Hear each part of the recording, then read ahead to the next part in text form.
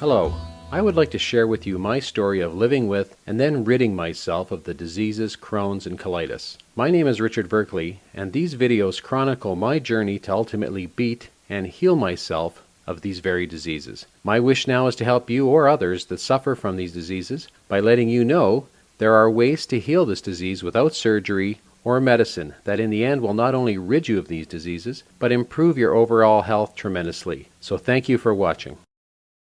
Okay, this is the final report on the water fast, and as you can probably tell by looking a little bit behind me, I'm back home, and I guess I'm going to give you a little bit of a roundup in terms of the last day as well as the traveling.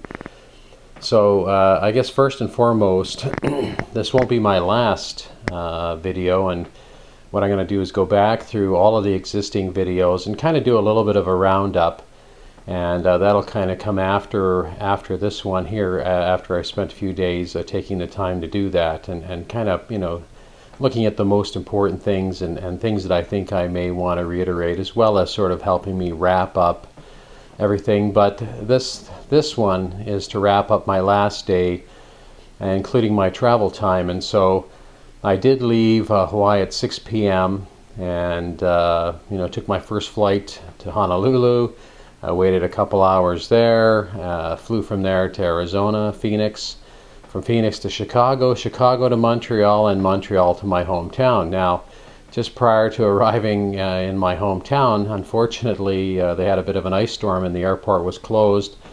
So I ultimately ended up getting you know, sent to a different airport, which is about a 35-minute flight from here, and ended up standing in a lineup with an entire flight waiting for hotel vouchers and transportation to the hotel.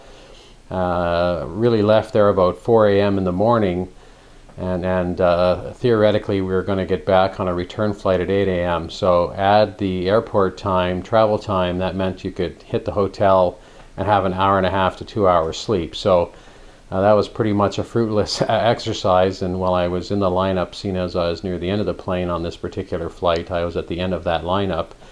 I had my wife call and you know, book my flight till 3 in the afternoon. So I did get about 6 or 7 hours sleep, and I can tell you I was absolutely comatose for that 6 or 7 hours, because by the time I'd actually landed and you know, got in the lineup for the voucher, I ended up needing a wheelchair, as I was absolutely exhausted and really had nothing left. And a great many people you know, helped me out in the lineup, moved my baggage, you know, got me to the van, you know, that got me to the hotel.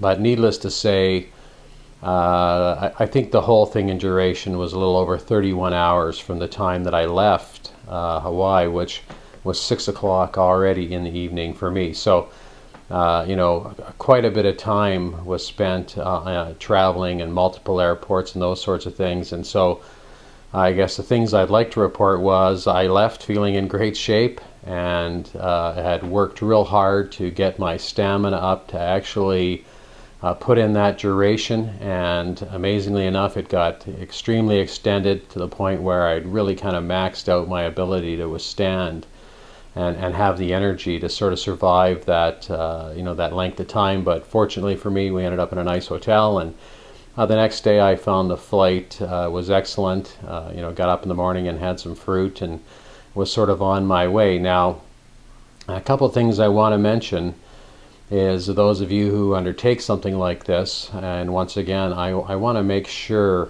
that everybody understands what it really takes to come back from a water fast.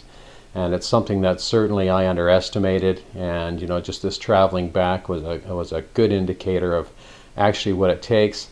Another thing I want to mention is, oh my God, wait until you get into the airports and you've been eating, you know, fruits and vegetables and you know, totally clean living, and you start smelling restaurant food. And I don't care what kind of restaurant food it is, whether it's the Burger King or a fine steakhouse. You know, certainly something I wasn't prepared for. Was very difficult to kind of pass by, and I had this little goodie bag of, healthy raw food type of things to eat on the way back. It was extremely difficult to bypass these restaurants with all their smell. So there's something you want to be up for in terms of a challenge. Last but not least, on this particular video, I want to take the time to send my thanks to the many people that really intersected with my life while I was on this fast.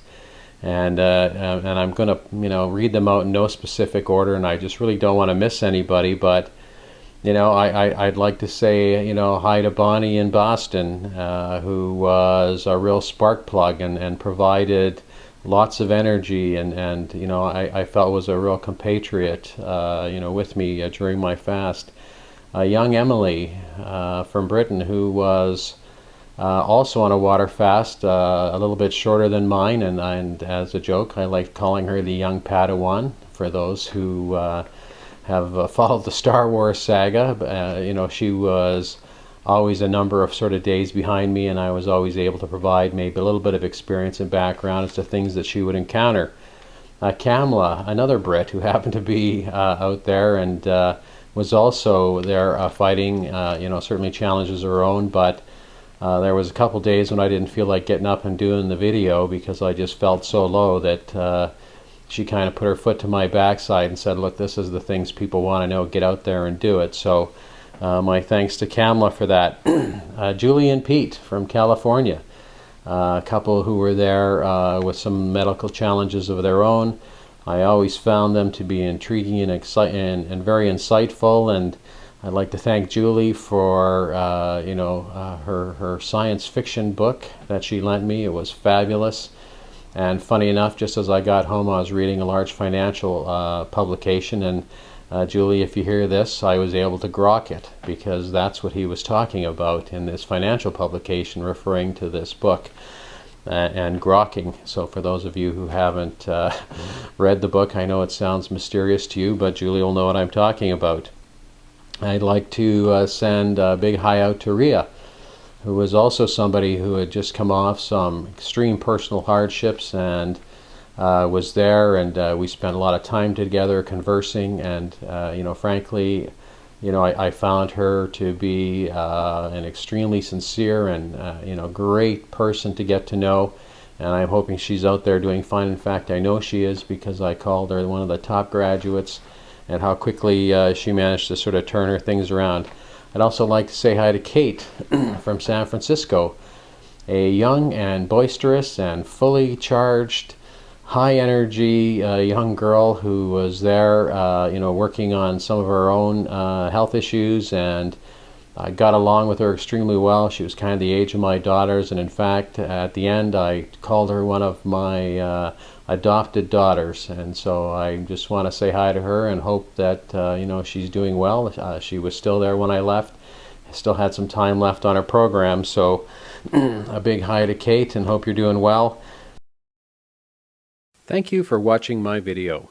If you found this helpful or informative, please come to my website at www.colitisandcrohnsdisease.com, where you will also receive a free gift. Thank you.